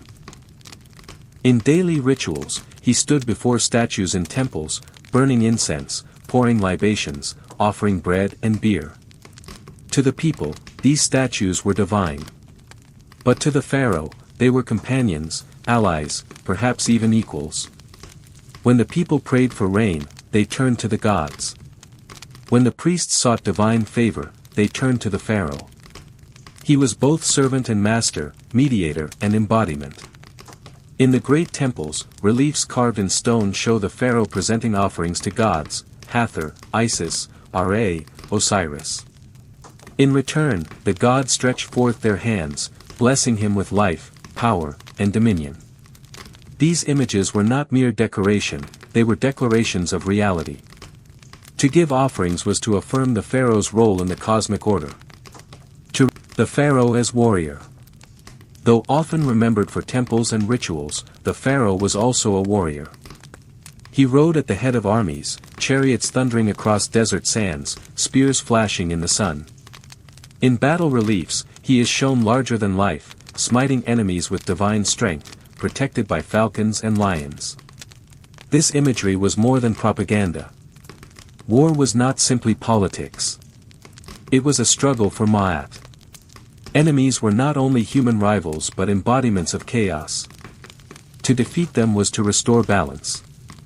To expand Egypt's borders was to extend order itself. Thus, the pharaoh's victories were not only military triumphs. They were cosmic necessities. The pharaoh's humanity. And yet, for all this divine aura, the pharaoh remained human. He loved, he feared, he aged, he died. His heart could be heavy with grief, his body weakened by sickness. In palace halls, he may have sat in silence, staring across the Nile, wondering if he truly bore the power ascribed to him. Perhaps he doubted, in quiet moments. Perhaps he dreamed of walking freely among his people, nameless and unburdened. Perhaps he laughed with his children, or mourned the loss of a beloved queen. Behind the crown was always a man. And it was this humanity that made him real to his people, even as they revered him as divine. Death and eternity. When the pharaoh died, his body was prepared with rituals of unimaginable care. Priests anointed him with oils, wrapped him in linen, and placed him within golden coffins. Incantations were whispered, guiding him through the underworld, ensuring he would rise again as Osiris. The pyramid itself was more than a tomb. It was a resurrection machine, a stairway to the stars, a place where the mortal man could shed his frailties and ascend as God. To his people, his death was not an ending. It was a transformation. The man they had known was gone, but the God remained. Reflection in the shadow. And so, beneath the shadow of the pyramid, the duality of Pharaoh becomes clear. He was God and man, eternal and mortal, divine and fragile. His reign was both cosmic ritual and human struggle. His crown was both glory and burden. Close your eyes and imagine him now. Standing atop the pyramid plateau, the desert stretching before him, the Nile gleaming like liquid gold, the sun setting beyond the western horizon. In his eyes is the weight of eternity. In his heart, the pulse of a man. It is here, in this balance, that the pharaoh lived. And it is here, in the death, burial, and the journey to the afterlife. The pyramids, though majestic in stone, were never built for the living.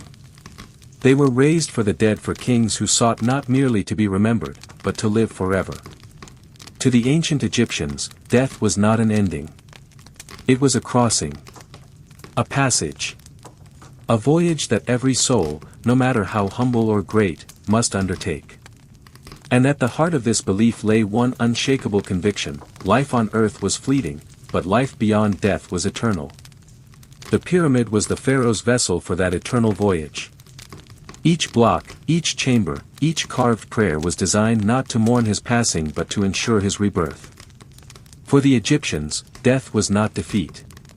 It was preparation for eternity. In this chapter, let us follow that journey from the moment of death, through the sacred rites of burial, into the underworld with its terrors and trials, and finally, to the everlasting fields of peace. The moment of death. Imagine the pharaoh at the twilight of his life. The years of rule have bent his shoulders, and time has traced its lines upon his face. Yet in his eyes remains the spark of divinity, the weight of a god upon earth. The priests gather in hushed voices. Incense fills the chamber. Outside, the people whisper of omens, a falcon circling low, the Nile running dark, a star falling across the heavens. And then, in silence, his breath ceases. The man is gone. The god begins his transformation. In that moment, the palace trembles with sorrow and awe. The king is no more. But the pharaoh eternal, divine prepares to cross into the other world. The transition begins, not only for the soul but for the entire kingdom. The ritual of preservation. The body of the pharaoh could not be allowed to decay. For the Egyptians, the body was not a shell to be discarded but a sacred vessel. Without it, the soul would be adrift, unable to reunite with its earthly form in eternity. Thus began the long and intricate process of mummification, an act not of science, but of sacred devotion. Priests dressed as Anubis, jackal-headed lord of the dead, performed the rites. The body was washed with water from the Nile, anointed with oils, and purified with incense. The organs were removed and placed in canopic jars, each guarded by a divine protector. The falcon-headed Kabasanuf watched over the intestines. The jackal-headed Duamutef guarded the stomach. The baboon-headed Hapi protected the lungs. The human-headed Imsidi preserved the liver. The heart, however, was not removed. It was the seat of the soul, the essence of being. To remove it was unthinkable. To lose it was to lose eternity.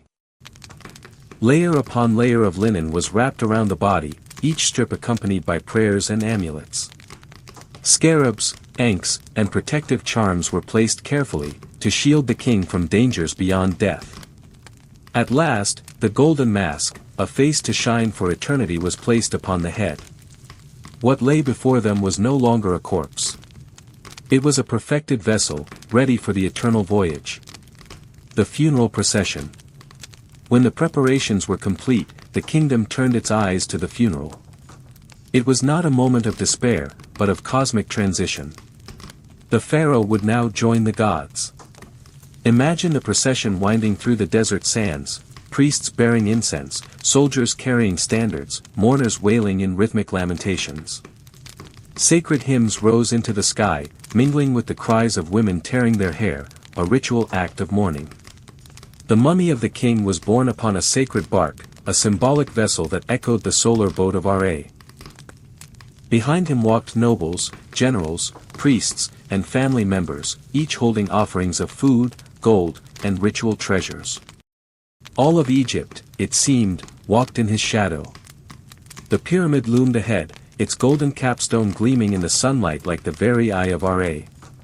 The entrance was open. Torches flickered. Incantations echoed through the stone corridors. The king entered his eternal home. The pyramid chambers. Within the pyramid lay not only the burial chamber but a labyrinth of passageways, storerooms, and symbolic corridors. Food, drink, furniture, weapons, jewelry, and clothing were placed alongside the pharaoh not as mere decoration, but as necessities for his afterlife. To the Egyptians, the afterlife was a continuation of earthly existence. The pharaoh would still need bread to eat, beer to drink, clothes to wear, and weapons to defend himself.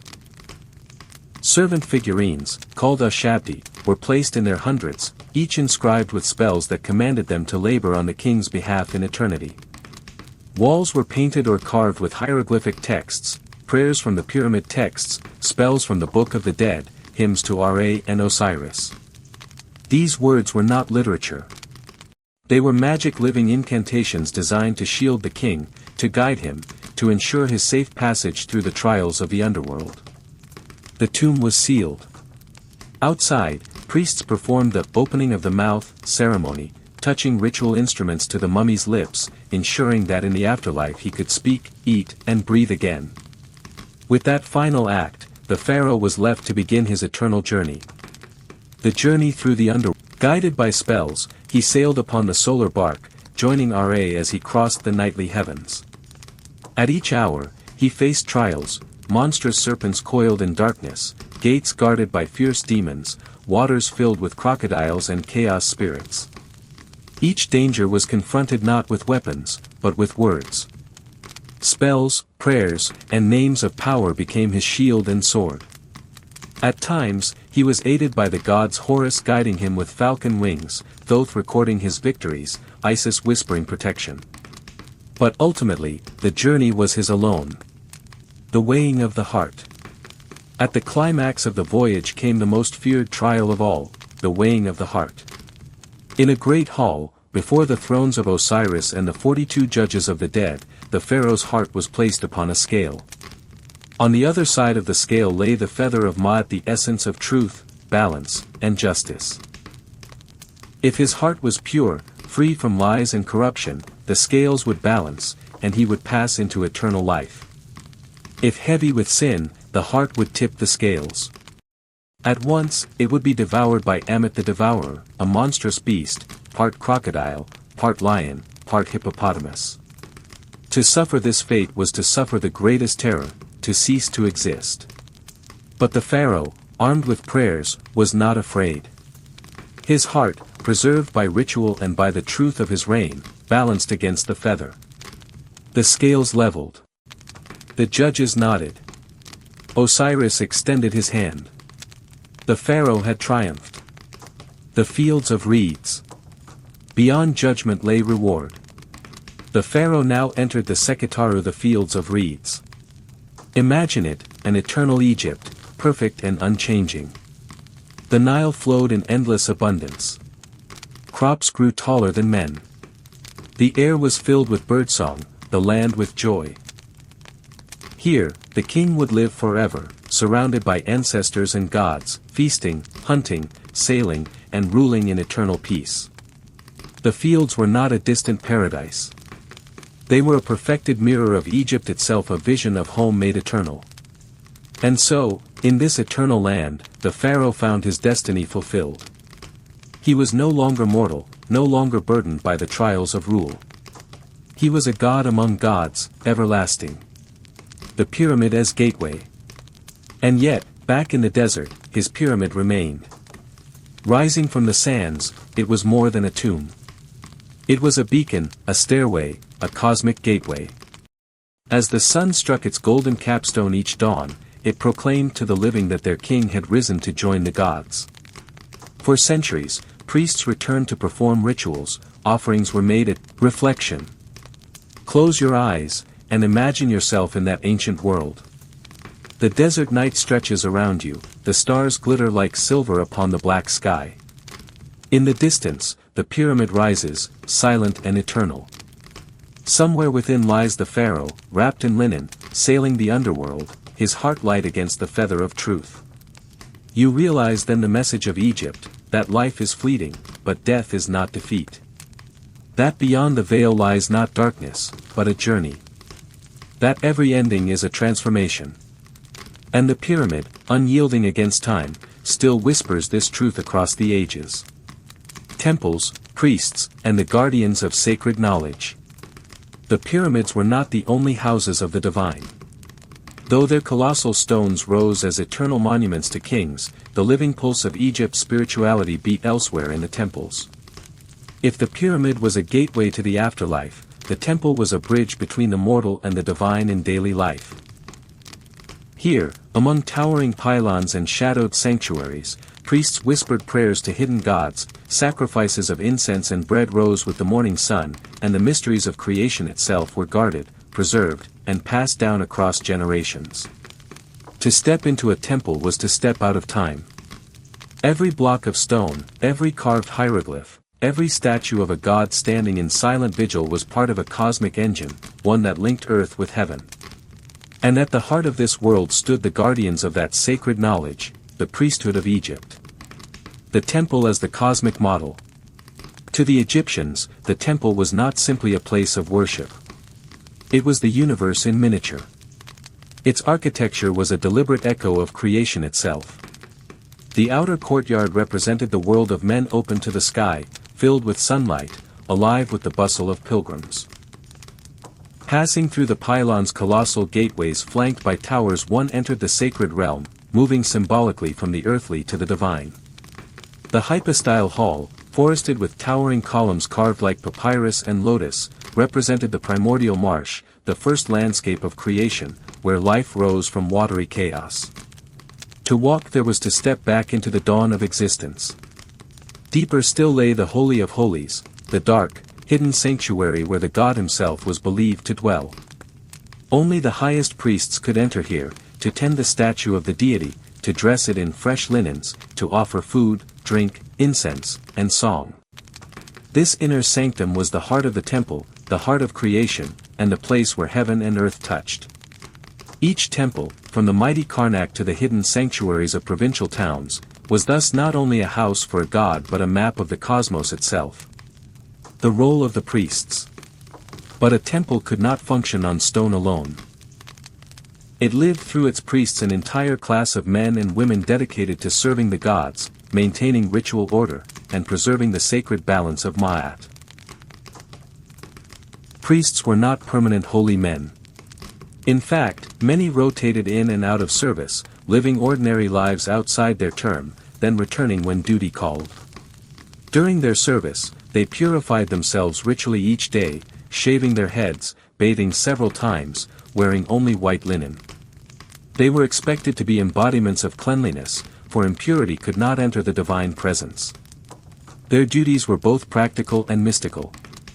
They maintained the temple estates, supervised offerings, and read from sacred texts. At dawn, the daily ritual began, the god statue was awakened, washed, clothed, and fed.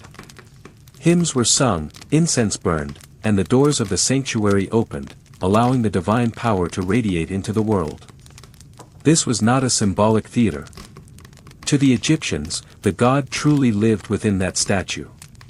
The priest's hands became the god's caretakers, ensuring harmony between heaven and earth. The hierarchy of the sacred. Not all priests were equal. At the top stood the high priest, often titled the first prophet of the god. Below him were layers of prophets, scribes, ritual specialists, singers, musicians, and attendants. Some temples employed physicians, who combined medicine with sacred incantation. Others trained astronomers and calendar keepers, ensuring that rituals aligned with the rhythms of sun, moon, and star.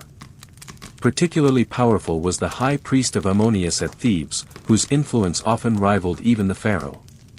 In later dynasties, these high priests commanded armies, managed vast temple lands, and sometimes stood as virtual kings themselves. Women, too, held sacred roles. The god's wife of Ammonius, often a royal woman, wielded immense spiritual authority, symbolically uniting with the god through ritual and embodying his consort on earth.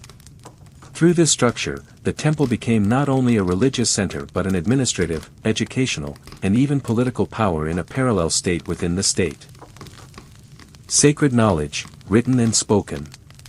One of the most precious treasures guarded by the priesthood was knowledge itself. In an age when writing was not universal, the priests were the custodians of hieroglyphs, the sacred script of Egypt. They wrote hymns, preserved myths, recorded rituals, and copied the great collections of funerary texts that guided souls through the afterlife. Their scrolls contained medicine, astronomy, mathematics, and magical incantations. Yet much of their wisdom was not written at all. Some knowledge was too sacred, too powerful, to be trusted to ink and papyrus. Instead, it was passed from teacher to apprentice in hushed whispers within temple walls. These secrets, bound by oath and ritual, were thought to hold the power to heal, to curse, to summon divine favor, festivals and the sacred calendar.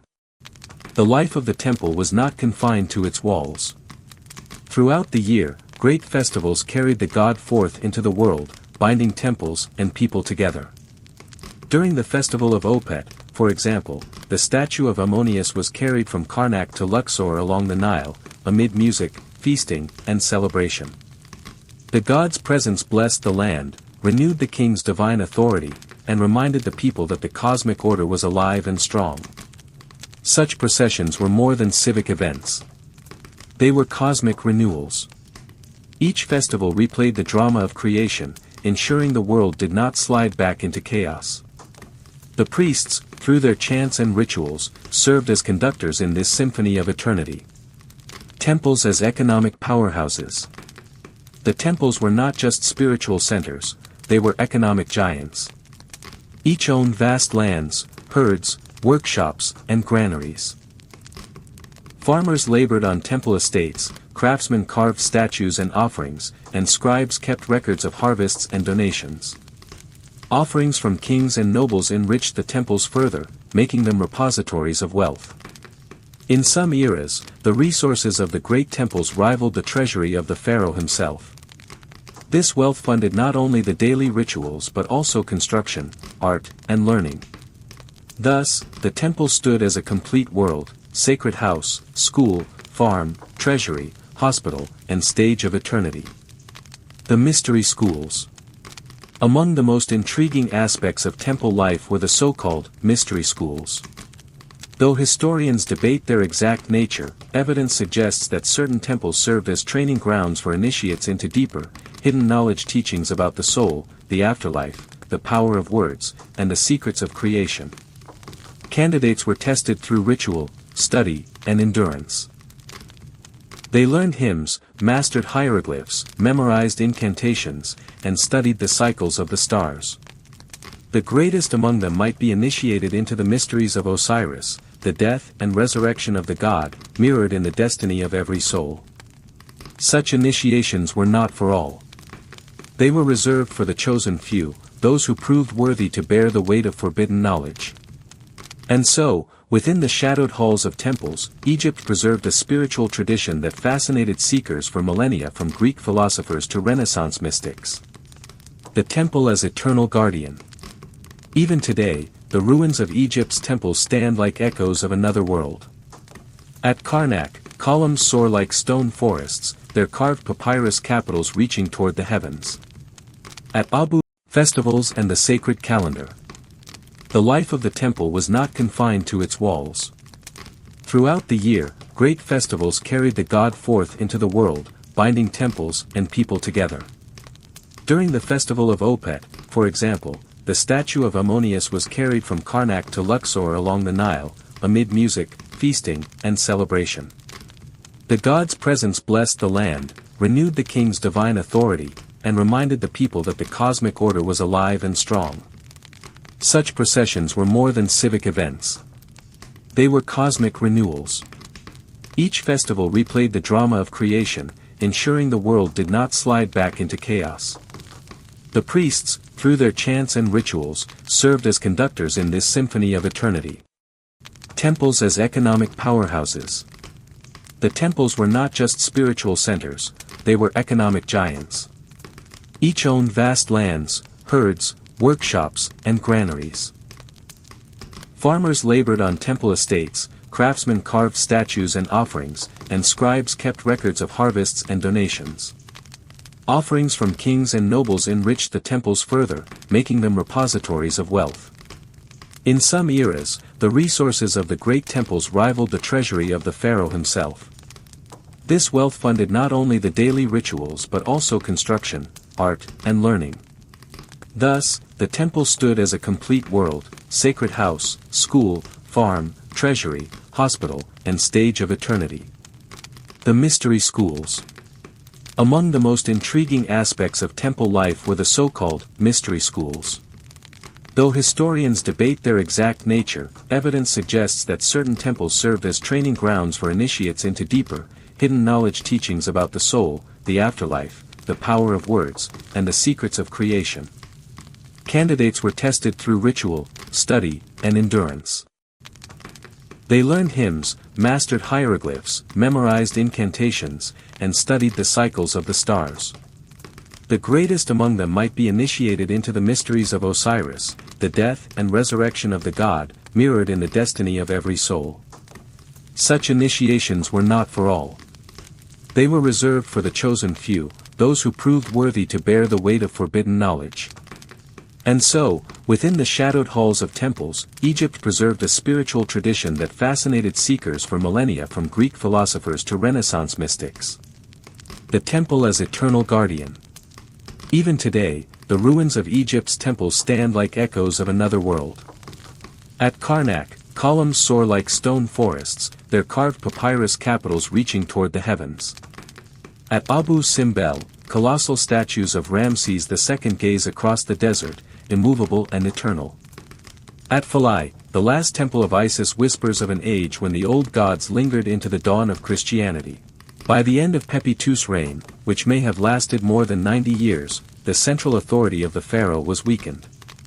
Regional governors grew autonomous, and the once strong machinery of the state began to fracture. The great age of colossal pyramids had ended. The first intermediate period. What followed was an age historians call the First Intermediate Period, a time of political fragmentation and instability. Egypt was no longer united beneath a single powerful ruler. Instead, rival dynasties competed for control, often cantered in Hierakonpolis and Thebes. During this era, pyramid construction shrank in scale. Kings still built tombs, but they were smaller, less ambitious, and often of poorer quality stone. The grandeur of Giza was not to be repeated. Yet while the monuments shrank, the ideas that the pyramids embodied spread more widely. No longer was the afterlife reserved almost entirely for kings. The pyramid texts that once lined the walls of royal tombs began to appear in the coffins of nobles and officials. These writings, spells, hymns, and guidance for the soul's journey became the coffin texts, democratizing the afterlife. Now, ordinary Egyptians with sufficient means could hope to share in the eternal destiny once reserved for pharaohs. Thus, even in decline, the pyramid's spiritual legacy expanded, reshaping the very foundations of Egyptian religion. The Middle Kingdom Revival. With the rise of the Middle Kingdom, Egypt was reunited under strong rulers like Mentuhotep II and Senusret III.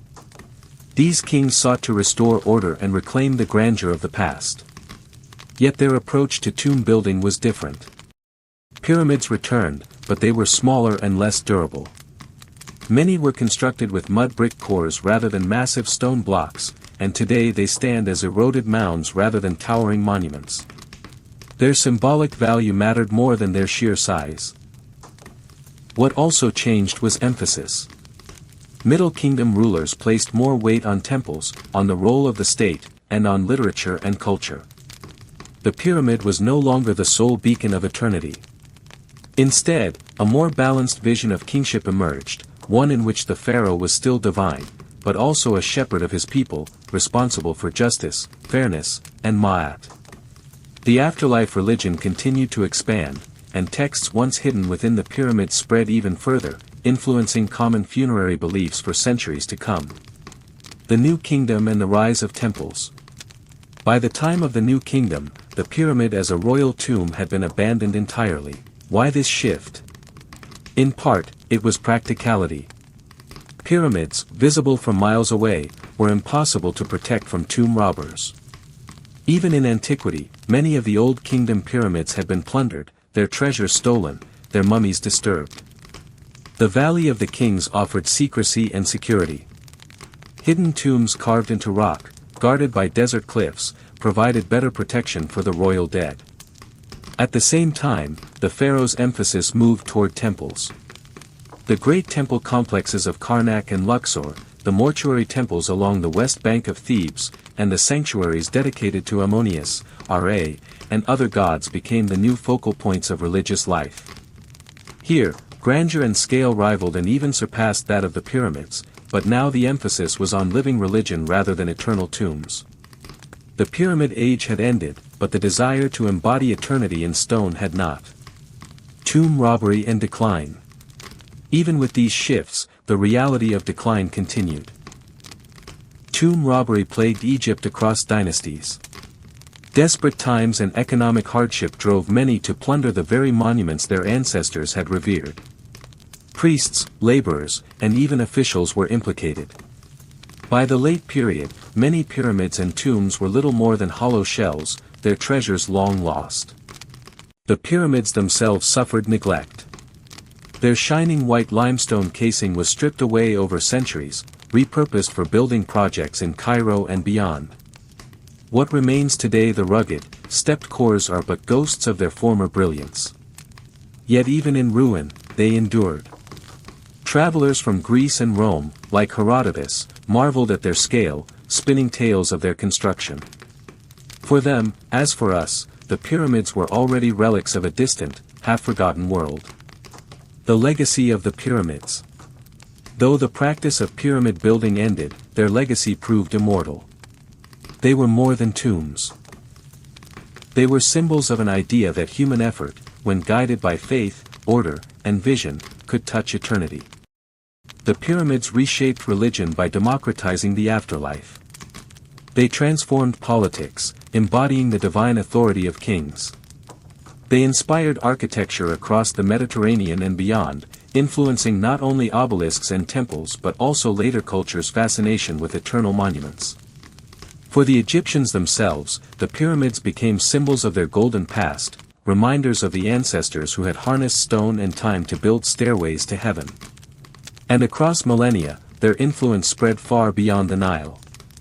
To the Greeks, they were wonders of the world. To later mystics, they were libraries of hidden wisdom. To us today, they remain the pyramids as timeless watchers. Even in their decline, the pyramids never truly faded.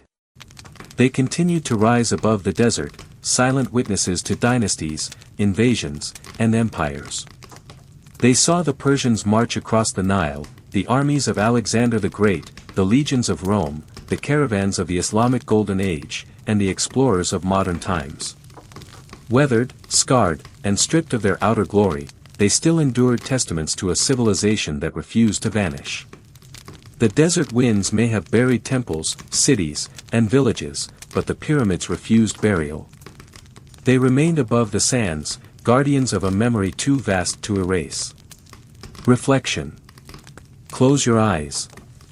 Imagine the pyramids as they once were gleaming, perfect, untouched. The sun sets behind them, their white sides burning orange, then crimson, then gold. Around them, priests chant, workers labor, and families watch in awe. The king, divine and eternal, strides toward his monument, certain his soul will live forever. Now open your eyes again, and see them as they are today. Their sides are jagged, their casing stones gone, their chambers long plundered. And yet they stand. Silent, immovable, eternal. The pyramids remind us of something profound, even in ruin, even in decline, their presence endures. They are not merely monuments of a lost age. They are voices of stone, whispering across time, calling us to remember not only what Egypt was, but what humanity is capable of when it dares to dream beyond the limits of a single lifetime. The age of pyramids ended, but their legacy never did. Eternal Egypt, the pyramids' place in human memory. The pyramids rise still. Not merely in the desert sands of Giza, but in our collective imagination, our art, our literature, our myths, and our dreams. They stand at the crossroads between history and eternity, between stone and spirit. They are more than relics of a vanished civilization, they are mirrors through which every generation gazes and asks itself, what does it mean to endure? In this final chapter, we step away from dynasties and timelines, from the dust of archaeology and the hieroglyphs of stone, and move into something broader, something eternal, the place of the pyramids in the memory of humanity itself. From ancient Egypt through Greece and Rome, through the Middle Ages, the Renaissance, and into our own modern age, the pyramids have never stopped speaking.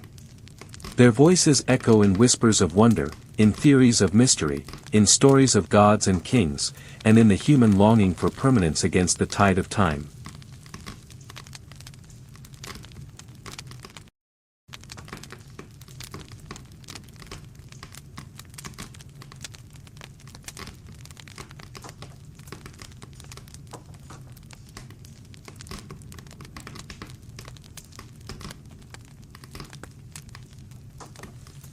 The ancient echoes. Even as Egypt itself changed, outsiders carried the memory of the pyramids outward across the world. By the time of Herodotus, the Greek historian who visited in the 5th century BCE, the pyramids were already ancient, nearly 2,000 years old. To him, they were marvels so strange and so vast that they defied ordinary explanation. He recorded stories of their construction, tales of endless slaves and tyrannical kings, embellishments that carried into Greek and Roman imagination for centuries. For the Greeks, the pyramids were not only tombs but puzzles, enigmatic monuments whose purpose seemed almost beyond human reasoning. For the Romans, they became symbols of grandeur. Roman emperors carried obelisks back to their own cities as trophies, standing them proudly in the heart of Rome to echo Egypt's power. By this stage, Egypt itself was no longer the Egypt of the pharaohs. It had been conquered, absorbed, transformed. Yet the pyramids remained, their silhouettes anchoring memory in a way no empire could erase. Medieval visions and legends. When the Middle Ages dawned, the pyramids again became subjects of myth. In the Islamic Golden Age, Arab scholars and travelers debated their origins. Some believed they were the granaries of the biblical Joseph, vast storehouses built to preserve grain in years of famine. Others claimed they were libraries of secret wisdom, built before the Great Flood to preserve the knowledge of the ancients. These ideas were not idle speculation, they were acts of memory, efforts to fold the pyramids into new spiritual frameworks, to make them meaningful again in new ages. Legends claimed that inscriptions hidden within their walls contained the secrets of alchemy, astronomy, and divine truth. Some writers even imagined that prophets or angels had guided their construction, placing Egypt in a cosmic drama of preservation and loss. Even stripped of their pharaohs, the pyramids remained alive, transformed into canvases upon which every era painted its own meaning. Renaissance fascination. When Europe entered the Renaissance, the pyramids became objects of renewed fascination. Explorers, scholars, and artists who looked to rediscover the wisdom of antiquity saw Egypt as the cradle of hidden knowledge. To them, the pyramids were not just monuments, they were repositories of mystery. Hermetic texts, which wove together Egyptian lore with Greek philosophy and mystical speculation, flourished. The pyramids came to symbolize the bridge between heaven and earth, between human striving and divine truth. Their shape, triangular, ascending seemed to mirror the very process of spiritual ascent. Artists sketched them, scholars studied them, mystics dreamed of them. Egypt, once the distant land of pharaohs, now became the source of hidden truths that promised to illuminate a world rediscovering itself. The Age of Exploration and Egyptomania. By the 18th and 19th centuries, as European powers expanded their reach, Egypt became a land of rediscovery. Napoleon's campaign in Egypt brought not only armies but scholars, artists, and archaeologists. The Description de l'Egypte, a monumental study of the land and its monuments, reignited fascination with the pyramids across Europe.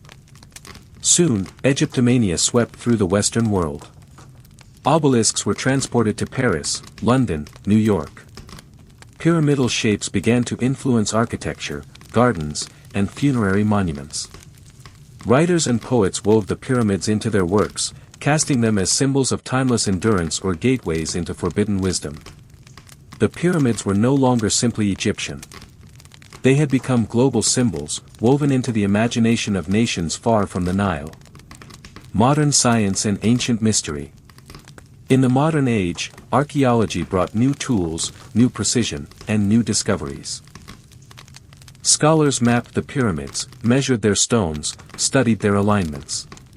Theories abounded about construction techniques, about astronomical precision, about mathematical symbolism hidden in their proportions.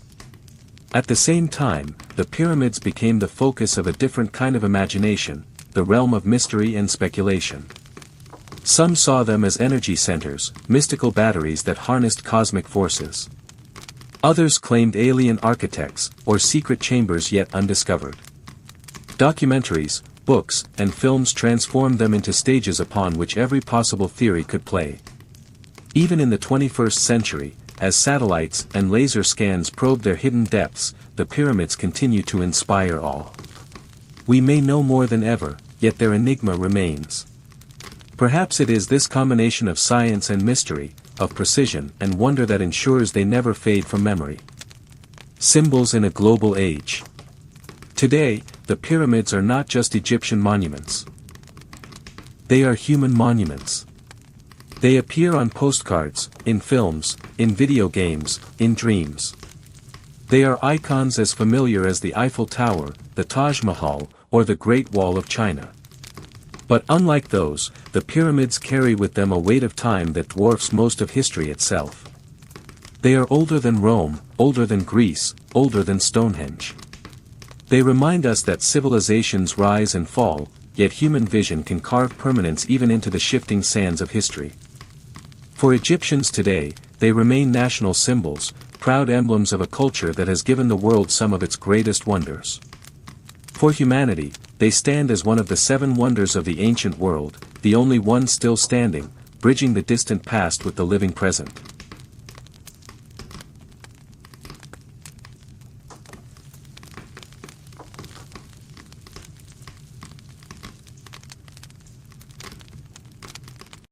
Eternal Egypt. Close your eyes for a moment and imagine the desert. The sands stretch to the horizon, golden waves beneath the sun. Rising from them, dark and angular, stand the pyramids. They are quiet, immense, immovable. Around them, the world changes. Kingdoms rise and crumble. Armies march, empires burn, new religions are born, cities flourish and fall to ruin. Yet the pyramids remain. They do not speak in words, yet their silence is a language all its own. They say, "We endure. We remember. We are the bridge between what was and what will be." In them is Egypt's eternity not only in stone, but in spirit. Egypt, the eternal, has never ceased to live in them. Through them, every pharaoh still strides across the desert night, every priest still chants the hymns of the gods, every builder still places his hand upon the stone, believing he is shaping not just a monument, but a stairway to the stars. Reflection, humanity's mirror. The pyramids hold our gaze not only because they are old, or vast, or mysterious, but because they are mirrors. They reflect back to us our own longing to outlast time, to carve permanence into a fleeting world. Every society that has gazed upon them has seen itself within them, its myths, its hopes, its fears. They remind us that while stone may weather, memory endures. That even in ruin, greatness can speak. And that in every age, humanity has reached upward, striving for something beyond itself, something eternal. Closing vision. As the sun sets behind Giza, the pyramids catch the last light of day. Shadows stretch long across the desert, and the stars begin to emerge, just as they did thousands of years ago when priests aligned these monuments with the heavens. Night enfolds them, as it has for countless millennia. And still they stand silent, immense, eternal. They are not simply Egypt's monuments. They are humanity's inheritance. They are proof that we too can touch eternity, if only in the way we dream, create, and remember. The pyramids do not fade. They do not die. They remain, guardians of Egypt and of the human spirit, forever etched against the horizon of time.